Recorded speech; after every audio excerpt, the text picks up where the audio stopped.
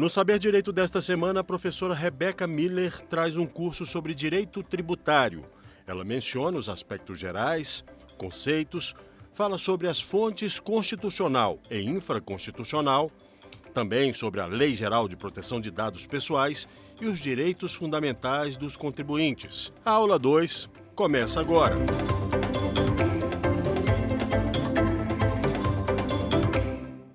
Olá, sejam muito bem-vindos à nossa segunda aula do curso sobre direito tributário, mais especificamente sobre compartilhamento de dados fiscais sigilosos. Eu sou a professora Rebeca Miller, sou advogada, mestre em Direito Tributário e Desenvolvimento Econômico pelo IDP. O tema que estamos tratando aqui ao longo dessa semana, ele é fruto da minha dissertação de mestrado pelo IDP, pelo Instituto Brasileiro de Direito Público, aqui do Distrito Federal. E dentro desse aspecto investigativo que eu trouxe na minha dissertação, surgiu a ideia de transformar em curso a convite da TV Justiça e a gente conseguir dissecar aqui um pouco sobre o que trata esse compartilhamento de dados fiscais sigilosos. Um tema que não é fácil não pela falta exatamente de material, mas porque ainda deixa muitas dúvidas. Na aula 1, eu até pontuei sobre isso, que talvez a gente saia daqui com mais dúvidas do que certezas. E é esse o objetivo mesmo. Esse curso, ele vai trazer para vocês questões relacionadas aos parâmetros desse compartilhamento, onde a gente pode encontrá-lo, o que a doutrina trata sobre, o que a jurisprudência, notadamente os precedentes do Supremo Tribunal Federal, abarcam sobre o compartilhamento de dados fiscais sigilosos e quais são os limites. É a partir desse panorama que a gente vai conseguir adentrar mais ainda a respeito do tema, conseguir caminhar um pouco mais e compreender se hoje nós realmente temos a proteção desses dados fiscais sigilosos no âmbito do compartilhamento de informações sigilosas de natureza fiscal, que tramita ali dentro da Receita Federal, ou se não, se eventualmente a gente tem que realmente ainda evoluir em termos legislativos, jurisprudenciais, na nossa estrutura de precedentes. Não há um conceito aqui fechado a respeito dessa temática. Não há, eu já adianto aqui, um parâmetro fechado, uníssono sobre a possibilidade e a forma com a qual esse compartilhamento de dados fiscais ele irá ocorrer. Nós temos alguns pontapés iniciais, que é o que vamos tratar aqui. Hoje vamos abordar as fontes constitucionais. Aquelas fontes, os dispositivos que dentro da Constituição possibilitam o compartilhamento de dados de natureza fiscal sigilosa. Não quer dizer que a Constituição, já de antemão também, não quer dizer que a Constituição ela tem um dispositivo específico para o compartilhamento de dados fiscais.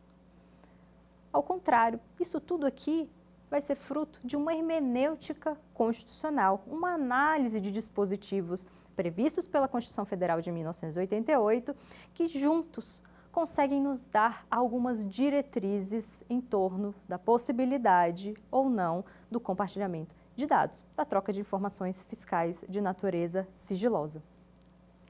Para tanto, nós vamos precisar abordar alguns direitos fundamentais, como a privacidade e a intimidade, estão intimamente ligadas a esse sigilo, a inviolabilidade do sigilo, que também anda junto a esses princípios fundamentais, esses direitos fundamentais, e aqui sempre conectando, a gente precisa fazer um resgate dos estudos constitucionais para além do direito tributário, que não são dissonantes. Vale lembrar aqui para o nosso telespectador, para os nossos alunos, que o sistema tributário brasileiro ele está previsto, contido na Constituição Federal. Então, de um jeito ou de outro, sempre que transitarmos na esfera do direito tributário, necessariamente vamos ter que fazer resgates dentro da Constituição Federal de 88. E isso não poderia ser diferente quando a gente trata do compartilhamento de dados. O compartilhamento de dados, ele vai começar com a premissa ali inicial da intimidade e da privacidade. Vejam aqui que quando a gente fala sobre informações, dados, não só os fiscais, mas todos os dados, todo esse universo que a gente transita hoje, e a gente fala sobre proteção de dados, também tão em voga, as ramificações que disso derivam para a esfera privada, a esfera pública, sobretudo para a esfera pública que estamos tratando aqui, isso tudo envolve diversas dificuldades e diversas preocupações.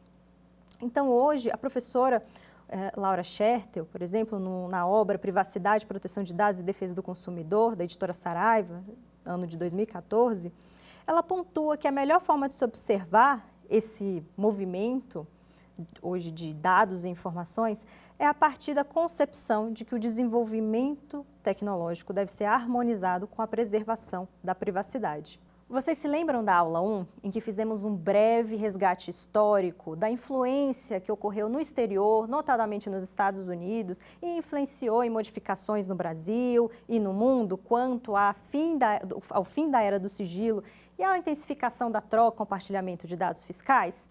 Pois é, ele vai ter influência aqui também quando a gente traz o aspecto mais recente, os últimos aspectos quanto à figura do sigilo e o seu papel dentro do compartilhamento de dados fiscais sigilosos. Por quê? Porque o fato da administração tributária dos países, das nações intensificarem o uso da tecnologia, inteligência artificial, escriturações digitais, como o Brasil fez com o SPED, o CISAM, que também falamos na aula 1, isso faz com que a gente intensifique a utilização dos dados em prol sempre daquele interesse, do interesse social, do interesse da coletividade, mais do que o aspecto individual. A gente sai da esfera do quadrante voltado para a individualidade, como era no passado, como era quando a gente via o sigilo como uma proteção da sua individualidade, das suas movimentações financeiras, dos seus planejamentos tributários, e passamos para a esfera social, a esfera que se preocupa com a sociedade, com o pagamento de tributos de acordo com a capacidade contributiva de cada um dos indivíduos, de uma pessoa física, de uma pessoa jurídica, que produza riquezas, que tenha determinadas riquezas, que ela pague a sua fatia justa do tributo, de acordo com o que ela tem efetivamente. Então, esse é o racional por trás da flexibilização do sigilo e dessa modificação de uma intensificação baseada na coletividade, na proteção das bases tributáveis, na proteção da capacidade contributiva. Mas hoje temos isso como premissa já sedimentada, mas passamos para um novo cenário de preocupação, que é o da proteção dos dados pessoais, a proteção dos dados dos contribuintes, a proteção dos dados que são sigilosos, que dizem respeito a segredos, a questões cruciais para a dinâmica, por exemplo, de uma atividade empresarial, ou cruciais para aquele indivíduo, pessoa física, aquele contribuinte, são sensíveis a ele. Daí o resgate também da doutrina da professora Laura Schertel. Para a professora Laura Schertel, esse desenvolvimento tecnológico que se avança, ele também tem que adentrar nas esferas protetivas, a preocupação em que direitos fundamentais sejam resguardados. E a gente traz esse conceito também para aqui o direito tributário, não poderia deixar de ser, para a esfera fiscal. Daí a gente vai precisar de uma leitura conjunta para essas fontes constitucionais, objeto da nossa aula de hoje, uma leitura conjunta dos artigos 5º, inciso 10 e 12, que vai tratar lá sobre a privacidade, a intimidade e a inviolabilidade do sigilo.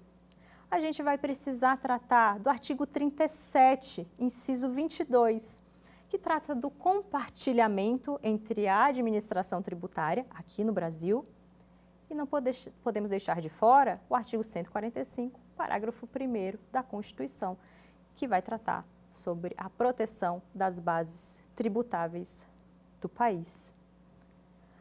A privacidade, a intimidade e a inviolabilidade do sigilo elas andam lado a lado.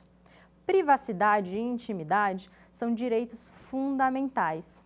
A inviolabilidade do sigilo, ela caminha também em conjunto. Mas vocês se lembram também que sigilo fiscal não é protegido pela Constituição enquanto um direito fundamental? Daí o cotejo hermenêutico, o cotejo entre dispositivos? Pois é. No artigo 5º, no inciso 10, a gente vai ter o seguinte dispositivo. Vou ler porque é importante. São invioláveis a intimidade, a vida privada, a honra e a imagem das pessoas, assegurado o direito à indenização pelo dano material ou moral decorrente de sua violação. Aqui nos interessa a inviolabilidade da intimidade, da vida privada. Todos nós, cada um de nós enquanto contribuintes, tem esse direito, essa proteção à nossa intimidade, à nossa vida privada. Por outro lado, é inviolável, ali no inciso 10, inciso 12 do artigo 5º, é inviolável o sigilo da correspondência e das comunicações telegráficas, de dados e das comunicações telefônicas, salvo, no último caso, por ordem judicial, nas hipóteses e na forma que a lei estabelecer para fins de investigação criminal e instrução processual penal. Esses são dois incisos muito importantes, cruciais, quando o assunto é compartilhamento de dados fiscais sigilosos. Nós vamos também ver aqui ao longo das aulas, principalmente quando tratarmos os precedentes do Supremo Tribunal Federal, que essa questão da inviolabilidade, da privacidade, não só do sigilo, mas a proteção da intimidade e da privacidade, elas são sempre princípios que aparecem como ponderação para que a gente veja se é possível ou não o compartilhamento de dados fiscais sigilosos no âmbito da administração tributária e também no âmbito da persecução penal. Ou seja, todos os órgãos estatais, na verdade, vão estar adstritos a esses liames previstos pela Constituição Federal.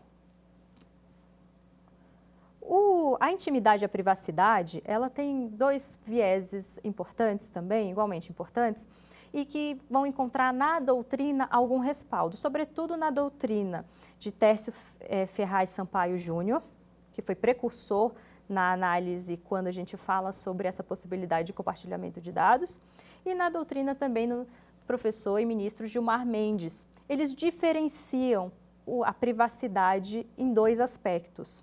A privacidade, ela teria um viés restrito, um viés que chamamos de stricto sensu, e, de outro lado, um viés amplo, que chamamos de lato sensu. O que seria a privacidade no seu sentido estrito? A privacidade, ela, no sentido mais restrito, no sentido mais estrito, seria a intimidade. Então, na verdade, a intimidade estaria contida dentro desse âmbito da privacidade. E a intimidade, ela é algo que diz respeito à sua esfera individual. Ela é algo que não pode ser acessada por terceiros, que dirá o Estado. A intimidade, ela pressupõe o que chamamos o direito de estar só, o direito de ninguém mexer com você, o direito de você não fornecer informações, o direito de você não fornecer dados para quem quer que seja. Ela tem esse viés, digamos, mais egoísta, é um viés individual e que é protegido constitucionalmente.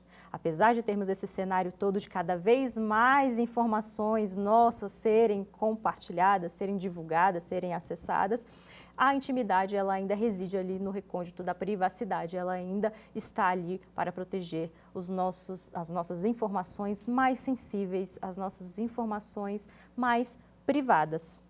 E aqui vai ser, por exemplo, a gente pode incluir dentro desse conceito de privacidade stricto sensu, dentro desse conceito de algo que é íntimo a cada um de nós, o direito à imagem, o gênero, a reputação.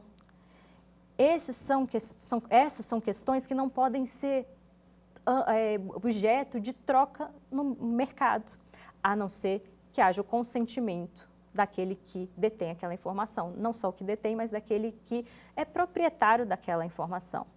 Salvo se não houver consentimento, a rigor, essas informações não poderiam ser estarem no âmbito de uma troca como se mercadoria fosse. Por outro lado, a privacidade lato sensu, essa já seria o que diz respeito a cada um de nós também, mas elas são informações de utilidade pública. Elas são informações que, nada obstante pertençam a cada um de nós, elas podem sim estar na mão de terceiros, incluindo órgãos estatais, entidades da administração pública, para que as consecuções, as suas atividades possam ser realizadas sempre ali de acordo com a previsão constitucional ou a previsão legal. Se a gente buscar os dados fiscais, eles estariam dentro da privacidade stricto sensu ou da lato sensu? Essa é uma pergunta que temos que nos fazer porque vai influenciar na possibilidade ou não do compartilhamento de dados com a administração tributária, com terceiros. E o entendimento, pelo menos daqui, de acordo com a minha análise, com o que temos hoje enquanto status constitucional e legal, é que esses dados fiscais, ainda embora sigilosos, eles estejam dentro do conceito de privacidade lato sensu. Privacidade lato sensu porque eles vão poder ser, via de regra, dadas as parametrizações, objeto de encaminhamento a terceiros, a órgãos estatais, notadamente. Não poderíamos dizer que essas informações, esses dados fiscais pertencem à esfera íntima somente, à esfera da privacidade stricto sensu. Caso contrário, seria impossível, a partir desse conceito, possibilitar que essas informações fossem compartilhadas com outros órgãos, sejam fiscais ou outros órgãos da administração pública. Outro ponto notório aqui, quando a gente trata desse tema, é que o compartilhamento de dados fiscais, alguém pode se perguntar, poxa, mas são meus dados, são dados de uma pessoa jurídica, eu acho que não tem que ter esse compartilhamento, essa troca. Esse foi um entendimento que perdurou por um tempo no Supremo Tribunal Federal. Se fizermos um levantamento da jurisprudência, havia um entendimento, até a década de 90, mais ou menos, em que somente poderia haver esse compartilhamento, essa troca de informações fiscais sigilosas, caso o judiciário assim autorizasse. E aqui havia um resgate também, a interpretação a partir do artigo 5º, inciso 12. Vocês se lembram que na parte final é falado que, salvo, no último caso, por ordem judicial. Aí não haveria inviolabilidade do sigilo. Mediante ordem judicial, ou seja, a reserva de jurisdição, esses dados, essas informações poderiam ser compartilhadas a rigor. Isso depois do entendimento que começou a prevalecer a partir da doutrina do professor Tércio Sampaio Ferraz Júnior. O professor Tércio Ferraz, ali nos anos 90, um paradigmático trabalho que se chama um artigo científico, cujo título é Sigilo de Dados, o direito à privacidade e os limites da função fiscalizadora do Estado, publicado pela revista da Faculdade de Direito da USP, em 1993. Esse trabalho, esse artigo, foi o precursor dos debates para uma flexibilização no Supremo Tribunal Federal da reserva de jurisdição. Essa reserva que falamos aqui, essa necessidade de uma ordem judicial. A partir do trabalho do professor Sampaio Ferraz Júnior, o Supremo Tribunal Federal passa a entender que a reserva de jurisdição ela não é a rigor necessária. Quando se fala de um órgão enviando informações ou dados para outro órgão, o que teria, em verdade, seria uma transferência do sigilo. E essa transferência, ela não violaria os aspectos da privacidade e da intimidade. Não se trataria de uma quebra de sigilo, mas uma transferência de sigilo. Uma transferência de sigilo porque sai de uma autoridade que detém aquelas informações e tem o dever de protegê-las, para uma outra autoridade que tem igualmente o dever de proteger, sob pena até de imputação criminal. Então, o Supremo vem mudando inicia a modificação do seu entendimento a partir desses ensinamentos e começa então a era da flexibilização do sigilo. até antes, curiosamente, ela vem antes do que a gente falou também na primeira aula, esses ensinamentos vêm antes que o ambiente exterior, né, dos debates internacionais começassem, dada a intensificação ali da troca em razão do ataque terrorista, da crise econômica. Aqui no Brasil, vejamos então que ele é um precursor também desses debates, ele começa a modernizar a sua intenção legislativa e constitucional, as suas interpretações.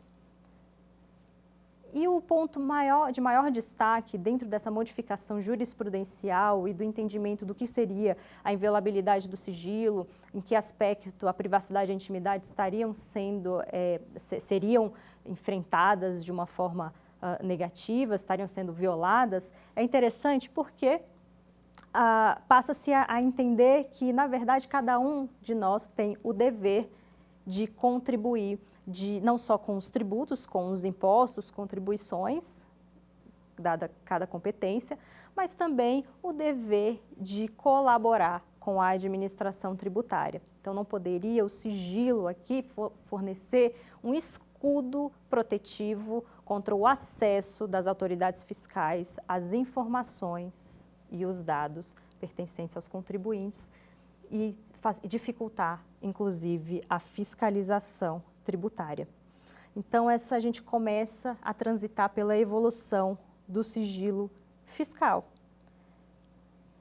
A intimidade e a privacidade, elas se conectam ao sigilo porque é o sigilo que vai começar a ser um critério de ponderação para que grau, como uma ferramenta para verificar que grau exatamente se atinge a privacidade ou a intimidade. Em verdade, a privacidade, porque a intimidade, partindo aqui daquele pressuposto de que a intimidade ela não se diz respeito aos dados fiscais necessariamente, mas sim, falamos aqui da privacidade lato sensu. Então, o sigilo ele vai funcionar como uma equalização, como uma ferramenta para que essa privacidade, qual grau dessa privacidade vai ser teoricamente invadida ou não. E o sigilo, ele não vai funcionar mais como esse escudo protetivo. Passamos, a partir desse momento, para o artigo 37, inciso 22 da Constituição Federal. O artigo 37, que traz algumas diretrizes para a administração pública, diretrizes importantes, cruciais, ele vai ser modificado por uma emenda constitucional ali em 2003, para inserir no texto constitucional que os fiscos da esfera federal, estadual, distrital e municipal tenham uma atuação de forma integrada, o que inclui o compartilhamento de dados. Vejam que o compartilhamento de dados tem essa conexão, essa interligação com a cooperação. Podemos ter a cooperação com organismos internacionais, com outras nações, também por meio do envio de informações fiscais sigilosas e de outras naturezas, mas também temos no âmbito doméstico esse compartilhamento de dados entre as administrações tributárias. E aqui é uma igualmente importante e crucial modificação, porque ela vem no âmbito doméstico. Ela não vem mais voltando apenas os olhos para outros países. É uma necessidade de modificar os instrumentos normativos do Brasil para possibilitar que essa dinâmica doméstica, essas modificações da legislação doméstica, elas ocorram e tenham como pressuposto justamente o compartilhamento de dados. Os fiscos vão se auxiliar, vão se ajudar na busca pela fiscalização e pela arrecadação tributária. É uma forma de intensificar essa fiscalização e garantir que os tributos sejam pagos.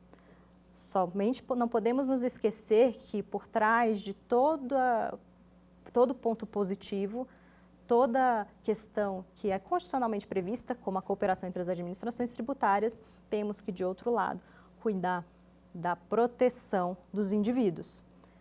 E isso não é à toa, tanto que, apesar de termos também no âmbito privado essa circulação de dados e informações, hoje temos, do outro lado, a preocupação com a proteção de dados, vide a LGPD e vide também a inserção mais recente na Constituição Federal como a proteção de dados como um direito fundamental, que também vamos tratar.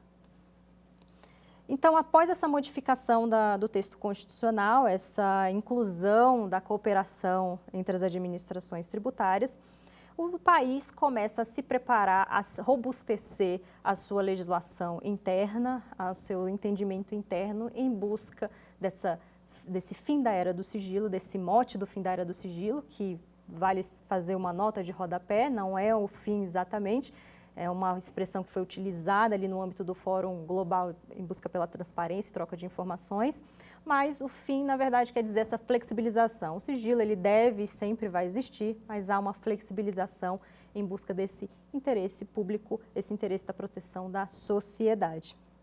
Nos debates havidos na Câmara dos Deputados, inclusive, quando essa emenda constitucional que inseriu o inciso 22 no artigo 37, tratou dessa cooperação entre as administrações tributárias do país, houve uma discussão, até inclusive uma tentativa de incluir um parágrafo, uma previsão que vedava a oposição do sigilo ao fisco, sob pena de sanção. Essa previsão não prosperou e por mais que alguns de nós possamos pensar que seria realmente algo positivo, afinal de contas estamos tratando desse interesse coletivo, dessa proteção das bases tributáveis, é algo maior, é algo de interesse coletivo, contudo, seria um trecho que traria muitas incertezas, ainda mais, sobretudo, quando se diz sob pena de sanção. Aqui eu retorno à problemática do nosso sistema tributário, complexo do jeito que ele é.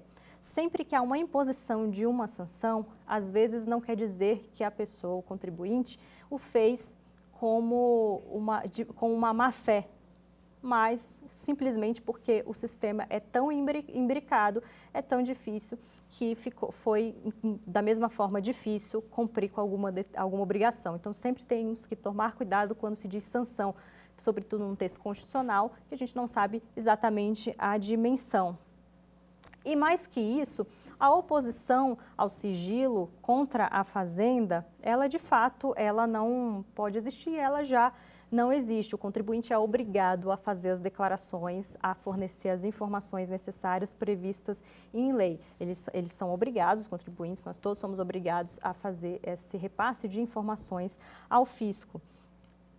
E é interessante aqui, com relação a essa oposição de sigilo para a administração tributária, que é um caso curioso que ocorreu no âmbito do controle externo da administração pública. Ocorreu ali pelo Tribunal de Contas da União, a partir de uma auditoria do Tribunal de Contas da União. Não era incomum que o Tribunal de Contas pedisse fornecimento de informações à Receita Federal e a Receita Federal alegasse o sigilo, não poderiam fornecer aquelas informações, repassar as informações, pois elas teriam conteúdo sigiloso, dizendo respeito a contribuintes, e esses dados não poderiam ser enviados ao Tribunal de Contas da União.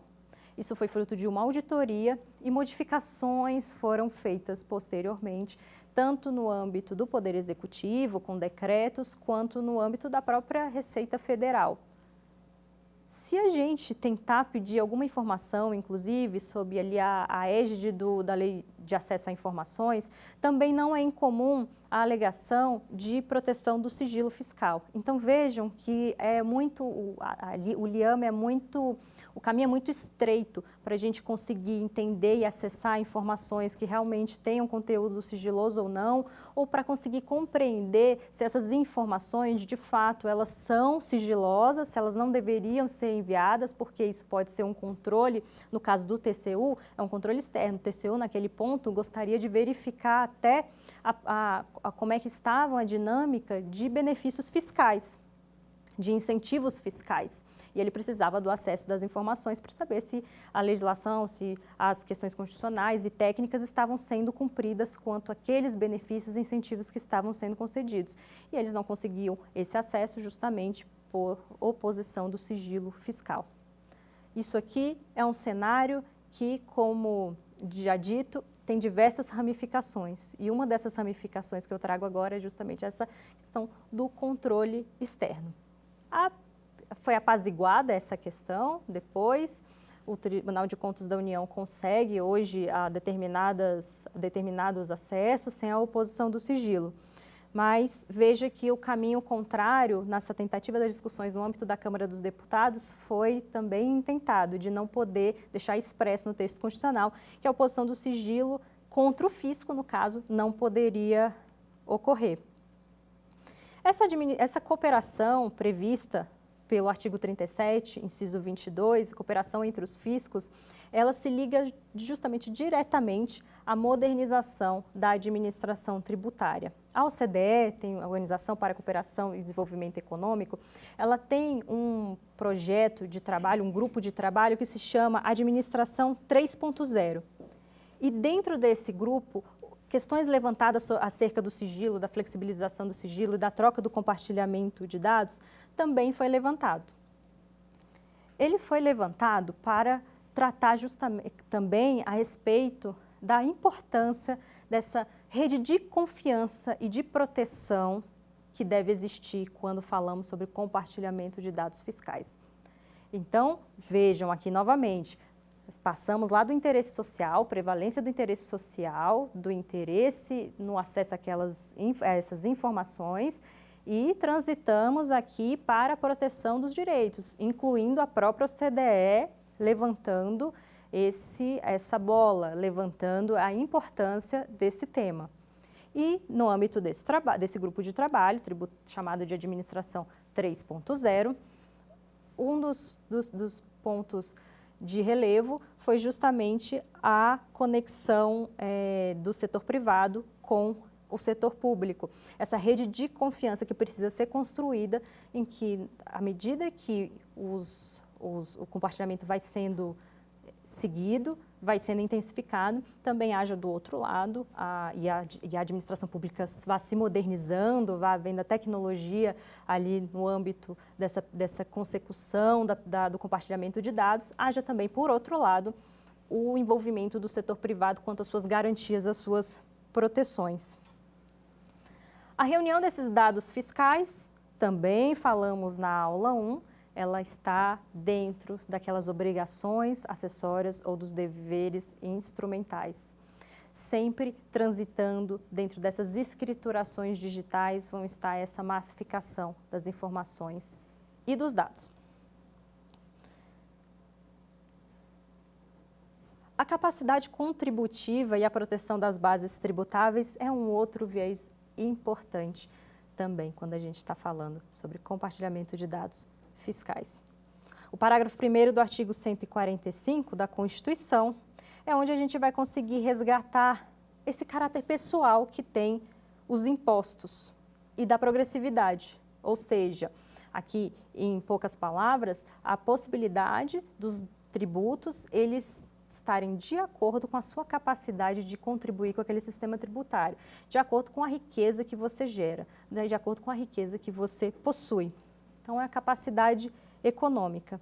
E para efetivar esse princípio, a administração tributária, ela precisa do acesso a informações. Ela precisa que essas informações, esses dados, eles transitem dentro da sua esfera.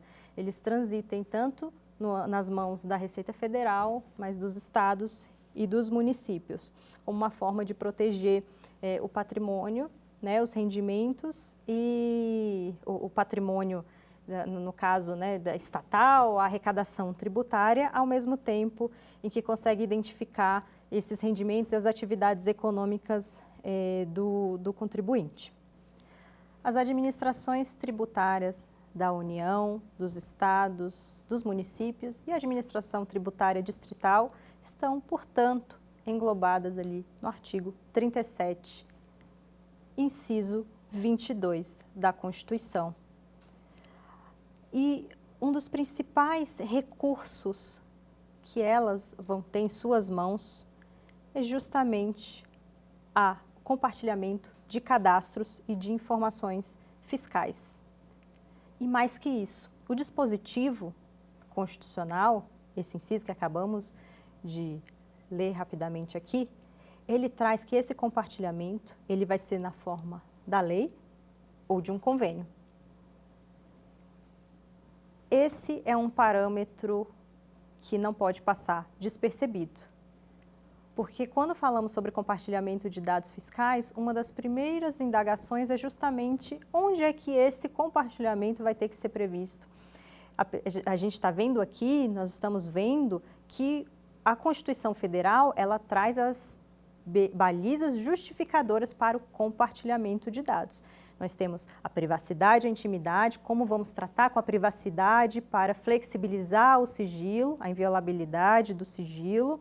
Tratamos da arrecadação tributária e estamos vendo aqui a proteção da base tributável. A arrecadação tributária, por seu turno, ela vai passar por esse compartilhamento entre as administrações tributárias, entre os fiscos do país, União, Estados, municípios e Distrito Federal também. E essa forma da lei ou convênio é um dos primeiros parâmetros que a gente pode identificar para que, quando a gente fizer a análise, o sopesamento da possibilidade desse compartilhamento fiscal, a gente tenha como guia, passo 1 nesse guia, verificar, analisar se há uma lei falando sobre esse tema ou se há um convênio. O convênio ele é mais discutível, é estranho às vezes até a gente tratar de algo tão sério, dizendo que a possibilidade de um convênio simples possibilitar esse compartilhamento. Mas é o texto constitucional, assim está previsto, até o momento está vigente, não há nenhuma análise quanto à constitucionalidade dele pendente por hora, mas a lei, a forma da lei, ela também é um ponto importantíssimo e é um ponto que não podemos deixar de esquecer e de tomar como premissa. A proteção da arrecadação, então, portanto, vai passar por todas essas balizas, esses guias anteriores. A proteção da arrecadação, ela vai ter como pressuposto, de antemão, a flexibilização de um sigilo. A administração tributária, ela necessita do acesso, ela necessita reunir informações e dados dentro da sua esfera para que possa verificar o pagamento de tributos, para que possa fiscalizar. Isso, de outro lado, vai implicar numa esfera privada do contribuinte, mas uma esfera privada que não vai dizer respeito necessariamente a questões íntimas, tão íntimas que não possam ser divulgadas a terceiros, que não possam ser acessadas por terceiros. Ele vai entrar na esfera, essa proteção das bases tributáveis, da arrecadação tributária, vai entrar na esfera pessoal do contribuinte, mas de uma forma que é necessária, dado o interesse social ao interesse público. Ele vai entrar na esfera da privacidade lato sensu, da privacidade que apesar de ter informações ali e dados desse nível íntimo, desse nível que diz respeito à individualidade de uma pessoa, a carga dela não é tamanha a ponto de impossibilitar o acesso pelo Estado.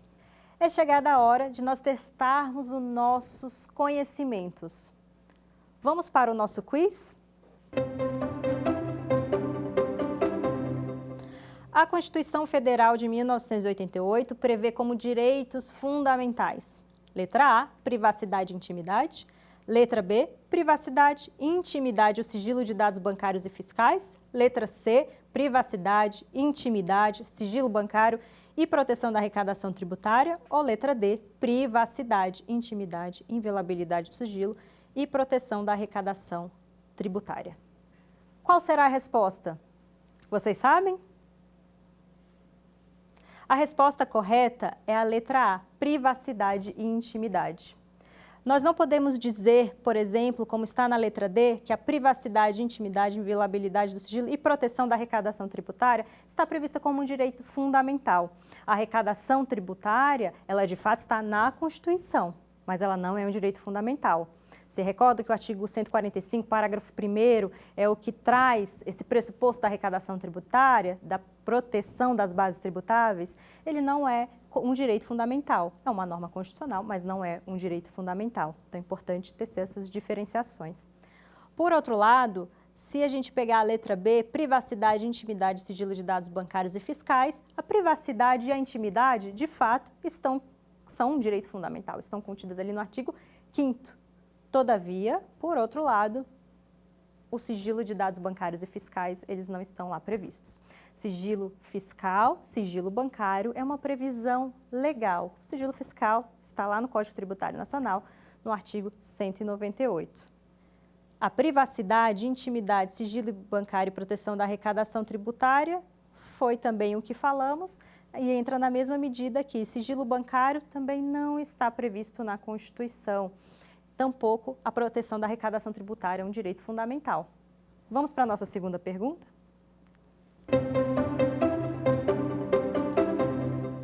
O compartilhamento de dados é uma forma de efetivar, letra A, a proteção das bases tributáveis, letra B, a privacidade, letra C, a intimidade ou letra D, o sigilo?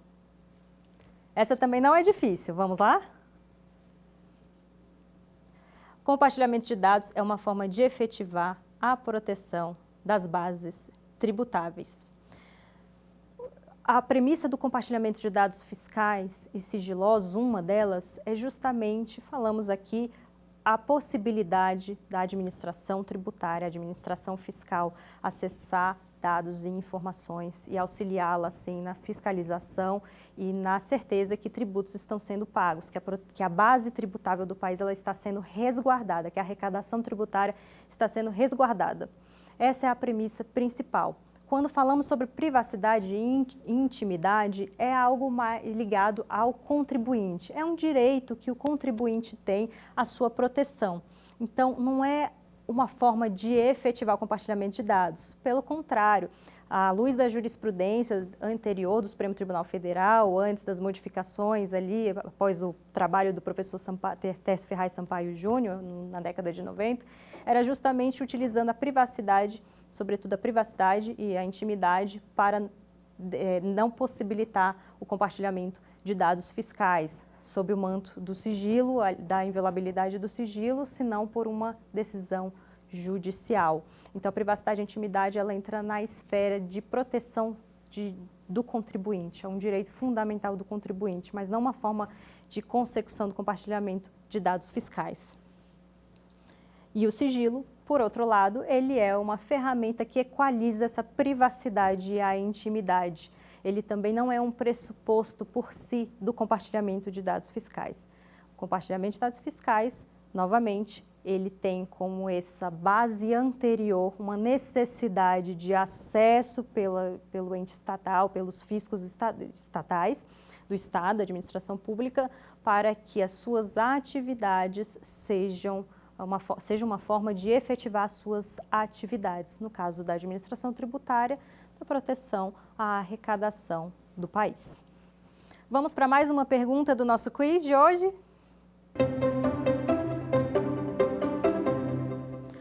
O sigilo, A, é um direito absoluto, B, não é aplicável ao Estado, C, é uma ferramenta que auxilia na proteção da privacidade, ou D, nenhuma das anteriores. Essa é uma resposta também que não é difícil, nós vimos na aula. Vamos lá?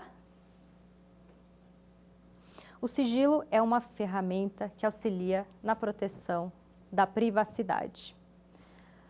Ele não tem como ser, o sigilo, um direito absoluto, porque nenhum direito assim o é, nem os direitos fundamentais. A direito à privacidade, ele não é um direito absoluto. Ele sempre pode encontrar do outro lado uma necessidade de ponderação com outro direito igualmente fundamental ou um direito de igual peso, como um direito constitucional. Então, o sigilo, ele não é uma forma absoluta. Ele já o foi no passado, tanto que não permitia esses compartilhamentos de informações fiscais, salvo pela ordem judicial. Eram vistos com muitas restrições, de uma forma mais burocrática, para que a administração tributária tivesse acesso a essas informações, a esses dados. Então, ele não pode ser visto como um direito absoluto, porque nenhum direito, via de regra, pode ser visto assim, como um direito absoluto. Sempre aqui com a observação de que o sigilo fiscal, ele não está abarcado pela Constituição Federal. ele é uma interpretação. E, de outro lado, o sigilo, ele é aplicável ao Estado. A gente não pode dizer que ele não seja aplicável ao Estado, ele é, sim. O que vamos ter é sempre, novamente, critérios de ponderação. Não quer dizer que agora, pela flexibilização desse sigilo, o Estado tenha todo o acesso do mundo possível, todo o acesso possível aos dados e informações a respeito de cada um de nós contribuintes. Ele vai ter só esse mecanismo, ele assume só essa nova face, essa nova faceta de uma flexibilização para que o Estado, guardadas as proporções e os parâmetros, possa adentrar nessa esfera e colher determinados dados e informações. Mas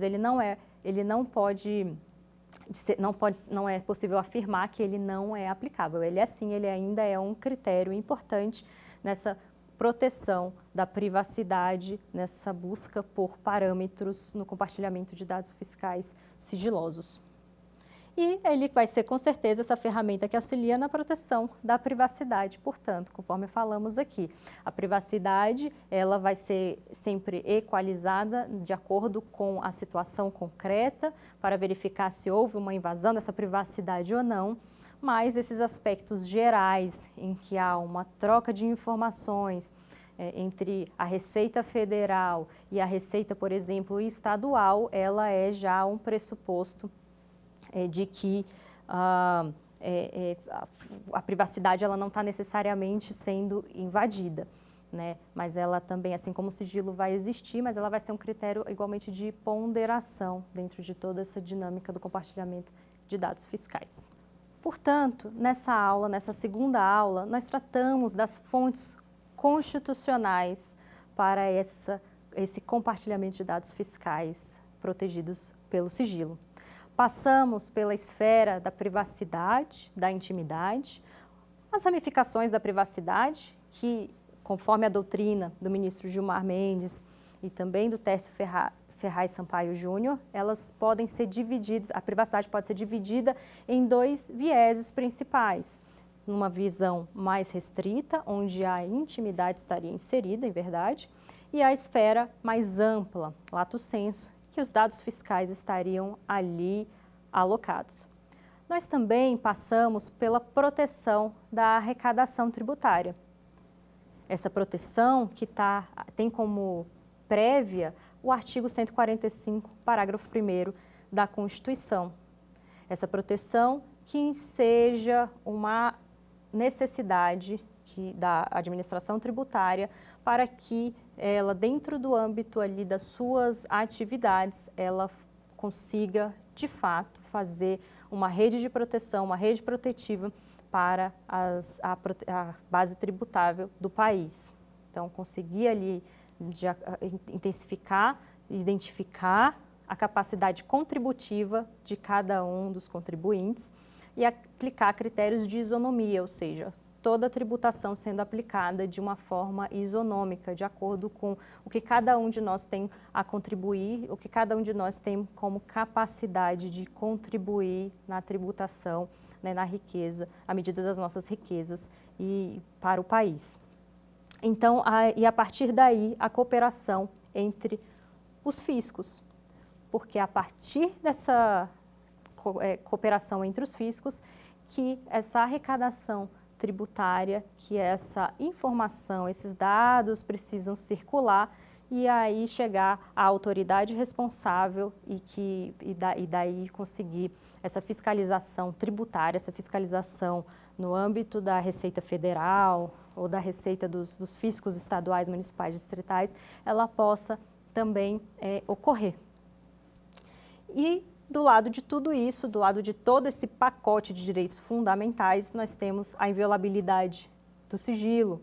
A inviolabilidade do sigilo, que tem um resgate da jurisprudência do Supremo Tribunal Federal, ela avança para poder passar a ser entendida como existente, claro, mas não como um escudo de proteção para o acesso a essas informações. Então, o pressuposto da reserva jurisdicional, da autorização do Poder Judiciário para autorizar esse compartilhamento de dados fiscais, ele seria, na verdade, um óbice e ele seria contrário a todo esse mecanismo que foi criado, esse mecanismo interpretativo inserido ali na Constituição, ele representaria um escudo, um obstáculo para que esses outros formatos, que essas outras atividades pudessem ocorrer, como a proteção das bases tributáveis, como a proteção da arrecadação. Na próxima aula, na aula de número 3, nós vamos tratar dos aspectos infraconstitucionais. Quais as legislações, quais os dispositivos que pertencem a esse mundo do compartilhamento de dados fiscais sigilosos, que autorizam esse compartilhamento? Qual é o tipo de controle de legalidade que a gente pode aferir a partir deles? A aula 3 vai ser dedicada a esses dispositivos, a essas leis, e a gente vai também trazer todo o conhecimento da aula 1, aula 2, cotejando com esses dispositivos legais. Até a próxima aula. Quer dar uma sugestão de tema para os cursos do Saber Direito? Então mande um e-mail para a gente, saberdireito@stf.jus.br, ou entre em contato por WhatsApp. O número é esse que aparece na tela. Você também pode acompanhar as aulas pela internet. Acesse tvjustiça.jus.br ou nosso canal no YouTube, TV Justiça Oficial.